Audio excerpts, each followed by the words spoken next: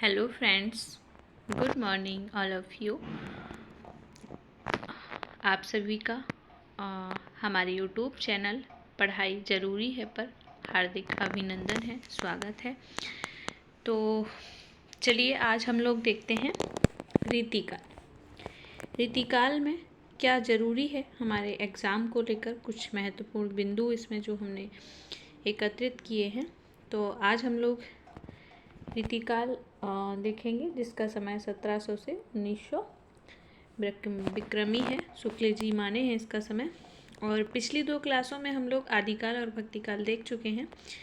आज रीतिकाल देखते हैं। तो सबसे पहले बात कर लेते हैं नामकरण की। नामकरण, रीतिकाल का नामकरण, जॉर्ज गिरेशन ने रीतिकाल को रीतिकाव्य कहा है। मिश्र बंधुओं ने अलंकृत काल और अलंकृत मध्यकाल कहा है। आचार्य रामचंद्र शुक्ल ने रीतिकाल या उत्तर मध्यकाल कहा है। और विश्वनाथ प्रसाद मिश्र ने श्रृंगार काल, रमाशंकर शुक्ल रसाल ने कला काल, त्रिलोचन ने अंधकार काल और गणपति चंद्रगुप्त क्या कहते हैं इसको, अपकर्ष काल। तो ये रीतिकाल का नामकरण था। देखते हैं आगे रीतिकाल के प्रवर्तक के संबंध में। तो रीतिकाल के प्रवर्तक के संबंध में विभिन्न विद्वानों के मत हैं कि सबसे पहले प्रवर्तक कृपाराम जी हैं, जिनका समय 1541 में अगर काल क्रम की दृष्टि से देखा जाए तो। इसके बाद डॉक्टर नगेंद्र केशवदास को मानते हैं, और केशवदास का जो समय है 1555 से 1617 ईस्वी।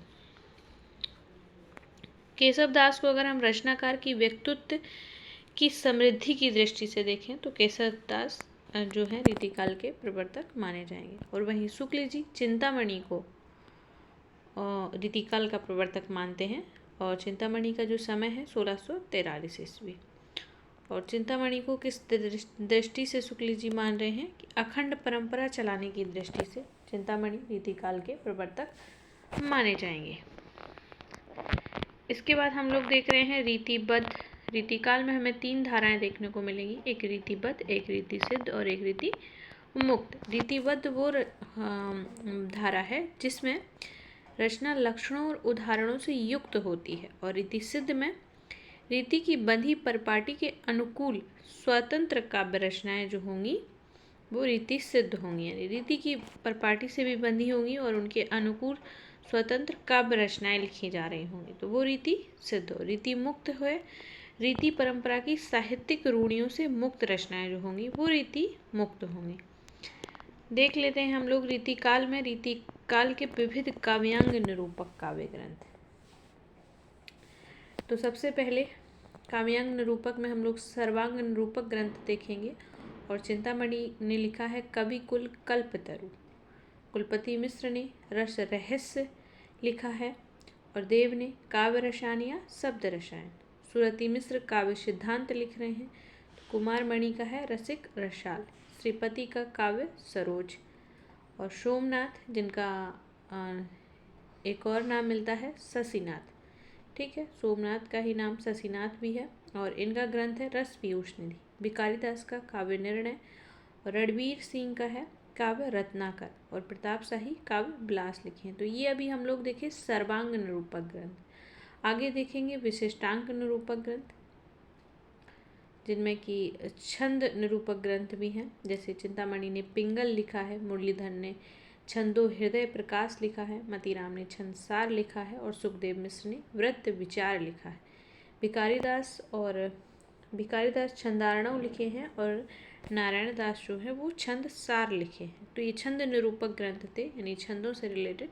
तो ये सारे ही छंद निरूपक ग्रंथ हम लोगों ने देखे। अब हम लोग देखेंगे रस निरूपक ग्रंथ। तो रस निरूपक में तोष निधि लिखे हैं, सुधा निधि, मतीराम ने रसराज लिखा है, देव ने भाव विलास, रस विलास और भवानी विलास, तीनों ही विलास।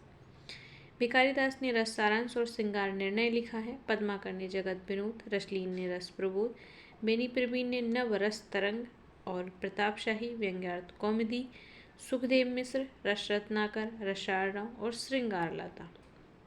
मंडन ने रस रत्नावली, श्रीपति ने रस सागर, और ग्वाल ने रस रंग लिखा है। याकूब खां ने रसभूषण, और उजियारे, इनका उपनाम याद रखना, दौलत राम है उजियारे का, और इन्होंने रस चंद्रिका और जुगल प्रकाश लिखा है। तो वहीं राम सिंह रस निवास लिखे हैं। सारे ही हम लोग रस निरूपक ग्रंथ पढ़ रहे हैं। और बेनी बंदीजन रसविलास, यशवंत सिंह श्रृंगार श्रोमणि। तो यहाँ तक हम लोगों ने अभी रस निरूपक ग्रंथ पढ़े। इसके बाद हम लोग देखते हैं हिंदी के प्रमुख रीतिबद्ध कवि और उनकी प्रमुख रचनाएं। तो सबसे पहले चिंतामणि की हम लोग रचनाएं देख लेते हैं। और चिंतामणि रसविलास, श्रृंगार मंजरी, कविकुल, कल्पतरु, काव्य विवेक, काव्य विचार, काव्य प्रकाश और रामायण। ठीक है। इसके बाद सोमनाथ की देखें तो रस पीयूष निधि, श्रृंगार विलास, कृष्ण लीलावती और सुजान विलास। वहीं भिखारीदास जी लिखे हैं रस सारांश, काव्य निर्णय, श्रृंगार निर्णय, विष्णु पुराण भाषा और शतरंज सतिका। और अगर बात की जाए कुलपति मिश्र की, तो कुलपति मिश्र लिखे हैं रस रहस्य, संग्राम सार, युक्ति तरंगिणी, नखशिख और द्रोण पर्व। और कुमारमणि लिखे हैं रसिक रंजन, रसिक रसाल, ये 2 कुमारमणि की हैं। प्रतापशाही व्यंग्यार्थ कौमुदी, काव्य विलास, जयसिंह प्रकाश, श्रृंगार मंजरी, काव्य विनोद, अलंकार चिंतामणि। तो ये प्रताप शाही की थी। इसके बाद हैं देव कवि। तो देव ने भाव विलास, रस विलास, अधिकतर इनकी रचनाओं के लास्ट में विलास शब्द लगा हुआ है। भाव विलास, रस विलास, भवानी विलास, जाति विलास और काव्य रसायन, देव माया प्रपंच, राम रत्नाकर, सुख सागर, ये सारी ही देव की हैं। और अमीरदास वृत्त चंद्रोदय, ग्रीष्म विलास और दूषण उल्लास। और भी रीति बद्ध धारा में कवि आते हैं, जैसे ग्वाल। तो ग्वाल की देख लेते हैं हम लोग रचनाएं। यमुना लहरी, रसिकानंद, रस रंग, दूषण दर्पण, कुब्जाष्टक, राधाष्टक, षड ऋतु वर्णन, राधा माधव मिलन, कवि दर्पण, भक्ति भावन। तो ये सारी ही रचनाएं किसकी थी? ग्वाल की। पद्माकर की देखें तो हिम्मत बहादुर विरुदावली, इसमें हिम्मत बहादुर के गुणगान की कथा है। पद्माभरण, जगत विनोद, प्रबोध पचासा, गंगा लहरी, कली पचीसी और प्रताप सिंह विरुदावली। और वहीं सुखदेव मिश्र भी लिखे हैं। सुखदेव मिश्र जी की रचनाएं देखें तो वृत्त विचार, छंद विचार, फाजिल अली प्रकाश, अध्यात्म प्रकाश, रसार्णव, श्रृंगार लता और रस रत्नाकर। रसलीन की रस प्रबोध, अंग दर्पण और याकूब खां ने एकमात्र रसभूषण लिखी है। और उजियारे रसचंद्रिका, जुगल रस प्रकाश लिखे हैं। और बेनी प्रवीण श्रृंगार भूषण, नवरस तरंग, नाना राव प्रकाश।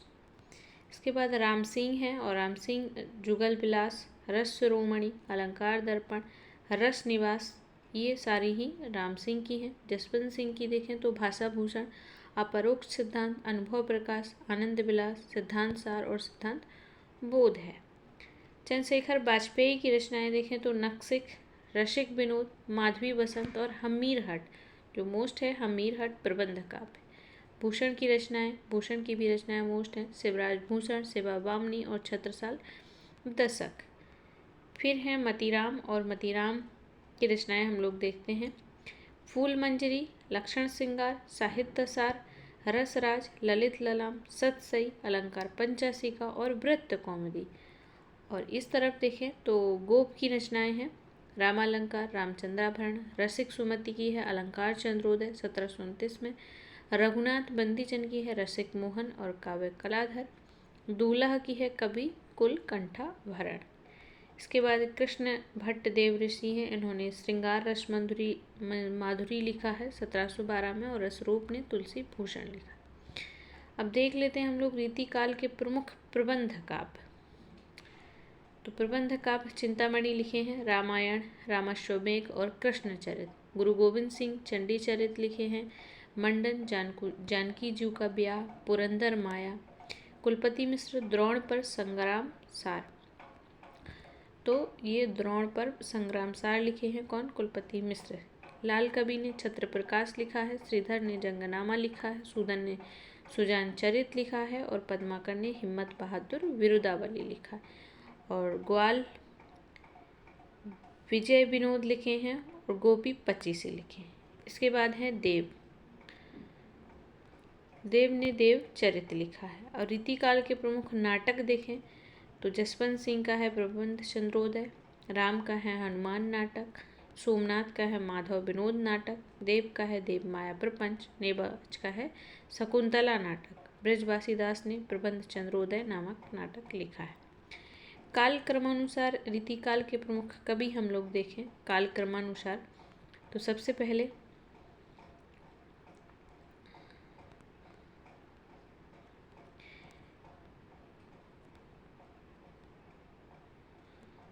यहाँ पे रीतिकाल के यानी तीनों ही धारा के कवि सारे ही क्रम से लिखे हुए हैं। सबसे पहले केशवदास। केशवदास का जन्म 1555, मृत्यु 1617 में, और जन्म स्थान कहाँ है? ओरछा। बिहारी का जन्म 1600 में और मृत्यु 1663 में। इनका जन्म हुआ था बसुआ गोविंदपुर ग्वालियर में। चिंतामणि का जन्म 1609 में और मृत्यु 1685 में तिकवापुर में हुआ इनका जन्म। भूषण है जो भूषण का जन्म 1613 में, मृत्यु 1715 में और इनका भी तिकवापुर में हुआ था। मतीराम है इसके बाद। मतीराम का जन्म 1617 में, 1701 में मृत्यु हो गई थी और तिकवापुर इनका बनपुर फतेहपुर में इनका जन्म हुआ। देव का पूरा नाम देवदत्त है और इनका जन्म 1617 में, मृत्यु 1667 में इटावा उत्तर प्रदेश में हुआ था। घनानंद इनका जन्म 1689, मृत्यु 1739 और इनका जन्म बुलंदशहर उत्तर प्रदेश में। और पद्माकर का 1753 में जन्म, 1833 में मृत्यु और सागर मध्य प्रदेश में पद्माकर जी का जन्म हुआ। देख लेते हैं रीतिकाल के अन्य कवि एवं उनके आश्रयदाता। तो चिंतामणि जिनका जन्म तिकवापुर में हुआ था, इनके आश्रयदाता थे शाहजी भोंसले, शाहजहां और दारा शिकोह। भूषण भी तिकवापुर, मतीराम भी, तीनों ही ये लोग भाई थे। तो भूषण के जो आश्रयदाता थे शिवाजी थे, छत्रसाल थे। और मतीराम के आश्रयदाता जहांगीर, ज्ञानचंद, भावसिंहाड़ा, रूप सिंह बुंदेला। जसवंत सिंह जो मारवाड़ से थे और ये मारवाड़ के ही प्रतापी राजा थे, तो इन्हें किसी के आश्रय में रहने की ज़रूरत तो है नहीं क्योंकि ये तो खुद ही राजा हैं। सुखदेव मिश्र ये कंपला रायबरेली से थे और इनके जो आश्रयदाता थे भगवंत राय खानची, राव मर्दन सिंह, देवी सिंह, फाजिल अली प्रकाश उन्होंने ग्रंथ लिखा है। फाजिल अली शाह जो है वो इनके आश्रयदाता थे। इसके बाद हैं तोषनिधि, और तोषनिधि श्रृंगवेरपुर से हैं। कुलपति मिश्र आगरा से हैं और ये इनके आश्रयदाता कौन थे? राम सिंह। भिखारी दास के याद रखना है, भिखारी दास के जो आश्रयदाता थे हिंदूपति सिंह। और भिखारी दास कहाँ से थे? जन्मस्थान ट्योंगा प्रतापगढ़। इसके बाद हैं देव और पद्माकर के काफ़ी संख्या में आश्रयदाता रहे हैं। देव इटावा से थे और इनके आश्रयदाता आजम शाह, भवानी दत्त बैस, कुशल सिंह, सेठ भोगीलाल और उद्योत सिंह, सुजान मणि, अकबर अली खां। तो पद्माकर के भी काफ़ी सारे आश्रयदाता थे। पद्माकर बांदा से थे और इनके आश्रयदाता रघुवर राव अप्पा, महाराज जैतपुर, नौने अर्जुन सिंह, पारीक्षित, अनूप गिरी, हिम्मत बहादुर, रघुनाथ राव, प्रताप सिंह, जगत सिंह, भीम सिंह और दौलत राव सिंधिया। तो कुछ स्टेटमेंट हैं यहाँ पर शुक्ल जी के अकॉर्डिंग, और शुक्ल जी कह रहे हैं कि वास्तव में श्रृंगार और वीर इन्हीं दो रसों की कविता इस काल में हुई है। किस काल में? रीति काल में। श्रृंगार और वीर प्रधानतः श्रृंगार की ही रही। इससे इस काल को रस के विचार से कोई श्रृंगार काल कहे तो कह सकता है। अगली स्टेटमेंट भी शुक्ल जी की ही है। कह रहे हैं बागधारा बंधी हुई नालियों में प्रवाहित होने लगी, जिससे अनुभव के बहुत सारे गोचर और अगोचर विषय रसासिक्त होकर सामने आने से रह गए। इसके बाद देखते हैं चिंतामणि त्रिपाठी के सहोदर कौन कौन से थे? मतीराम, भूषण और जटाशंकर त्रिपाठी, ये सभी भाई थे। भूषण जो हैं वो वीर रस के कवि हैं। चित्रकूट के सोलंकी राजा रुद्र ने, वेरी मोस्ट पॉइंट, कि इनको कवि भूषण की उपाधि किसने दी थी? तो चित्रकूट के सोलंकी राजा रुद्र ने इनको कवि भूषण की उपाधि दी थी। डॉक्टर गणपति चंद्र गुप्त ने भूषण का मूल नाम पतिराम या मनीराम बताया है, जबकि आचार्य विश्वनाथ मिश्र इनका मूल नाम घनश्याम बताते हैं। भूषण जो हैं वो वीर रस के कवि हैं और भूषण के वीर रस के उद्गार सारी जनता के हृदय की संपत्ति हुए। शिवाजी और छत्रसाल के वीरता के वर्णनों को कोई कवियों की झूठी खुशामद नहीं कह सकता। वे हिंदू जाति के प्रतिनिधि कवि थे, ऐसा भूषण के बारे में आचार्य रामचंद्र शुक्ल कहते हैं।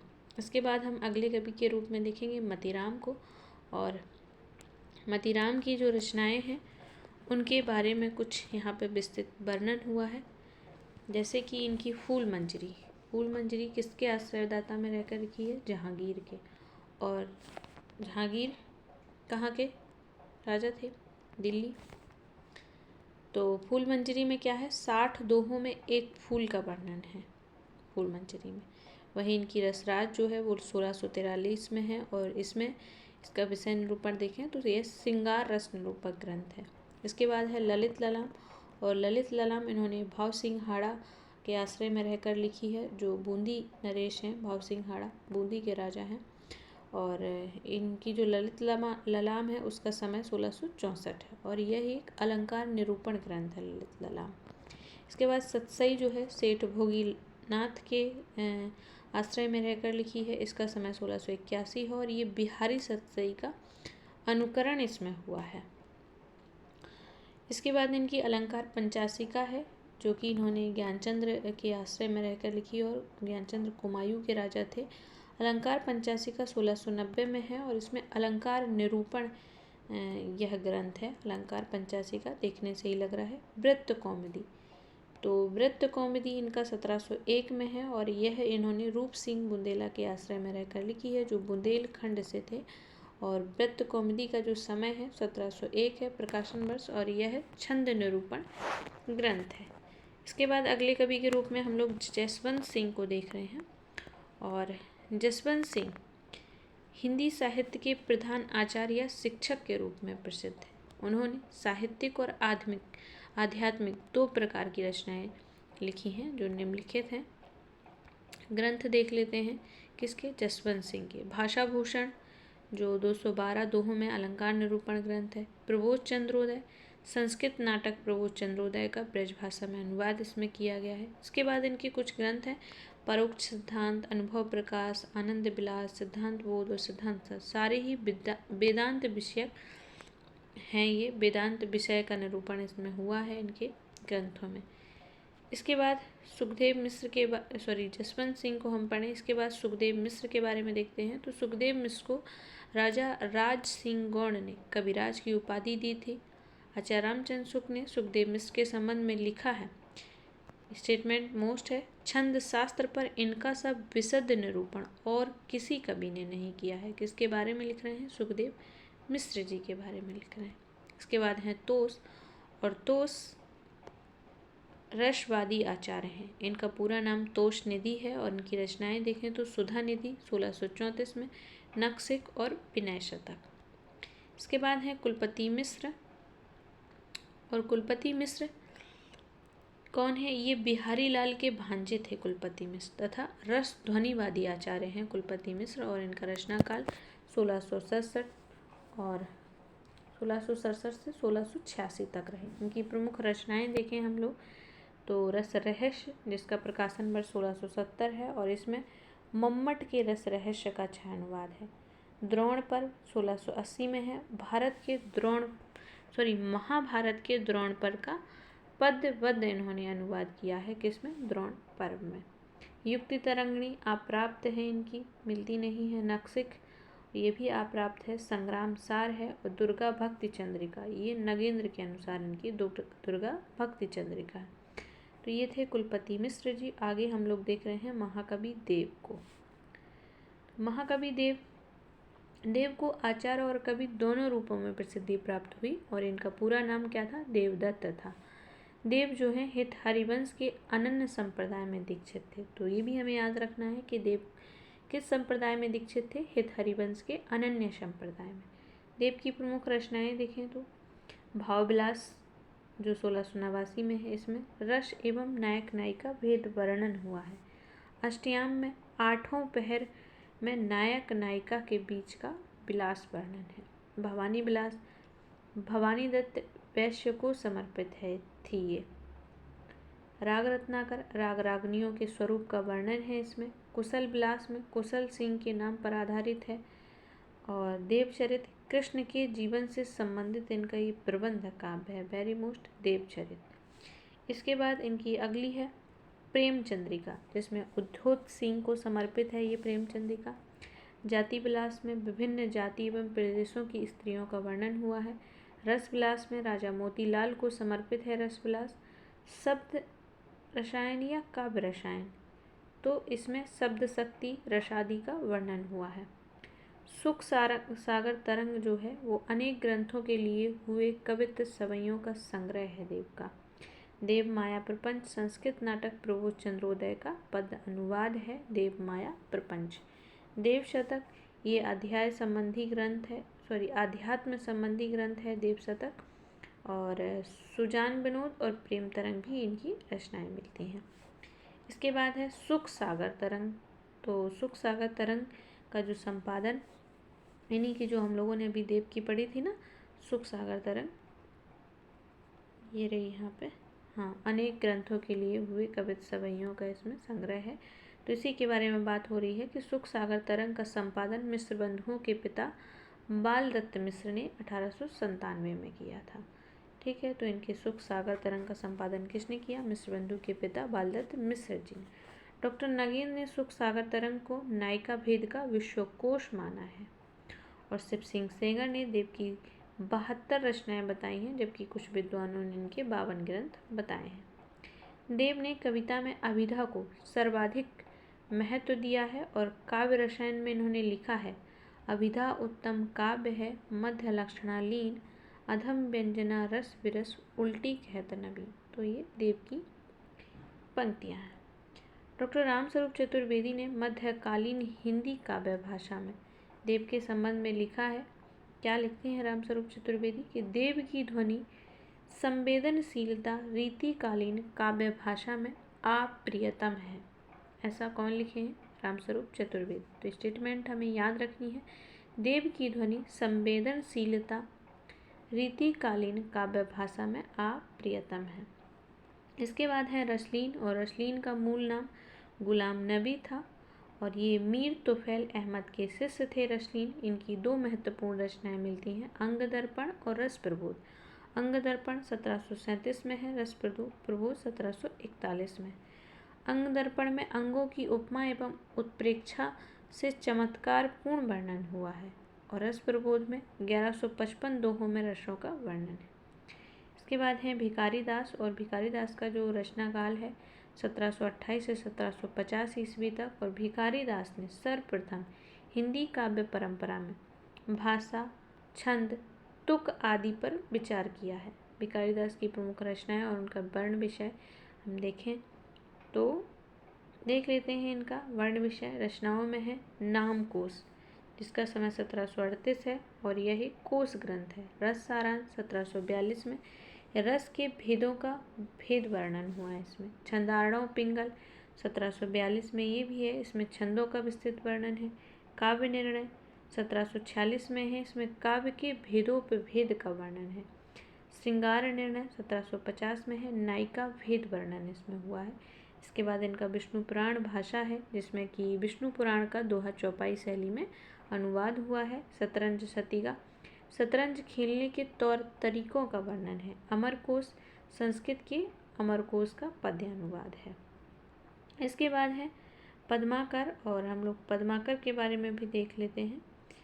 तो पद्माकर के ग्रंथ और उनके ग्रंथों का वर्ण विषय यहाँ पर दिया गया है, जो कि महत्वपूर्ण भी है। तो इनका जो हिम्मत बहादुर विरदावली है, ये 211 छंदों में हिम्मत बहादुर का स्वर्ण वर्णन हुआ है इसमें। पद्माभरण अलंकारों का वर्णन है इसमें। जगत विनोद में 6 प्रकाश एवं 731 छंदों में नवरसों का विवेचन हुआ है। किसमें? 6 जगत विनोद में। प्रबोध 50 भक्ति निरूपण ग्रंथ है। गंगा लहरी संस्कृत कवि जगन्नाथ कृत गंगा लहरी का पद्य अनुवाद हुआ है। प्रताप सिंह बिरदावली में 117 छंदों में प्रताप सिंह का स्वर्ण वर्णन है। राम रसायन जो इनकी वाल्मीकि के रामायण का छायानुवाद है। और अली जाह प्रकाश ये महाराजा ग्वालियर के नाम पर लिखा गया है। इसके बाद है कली पचीसी और एक और मोस्ट पॉइंट कि जयपुर नरेश प्रताप सिंह ने पद्माकर भट्ट को कविराज शिरोमणि की उपाधि दी थी। तो रीतिकाल में हम लोग रीतिकाल में जो रीतिबद्ध परंपरा है उससे रिलेटेड हम सभी कवियों को और उनका विस्तृत वर्णन और परिचय और उनकी रचनाएं, उनका वर्ण विषय सभी एक एक करके देखे हैं। अब मिलते हैं हम लोग अगली वीडियो में रीति सिद्ध कवि से। तो रीति सिद्ध कवि बिहारी लाल जी, जिनके बारे में हम लोग अगले वीडियो में देखेंगे। और आज के लिए इतना ही फ्रेंड्स। इन वीडियो अच्छी लगी तो लाइक और सब्सक्राइब ज़रूर करें। और इतना धैर्य से सुनने के लिए, समझने के लिए आप सभी का बहुत बहुत धन्यवाद।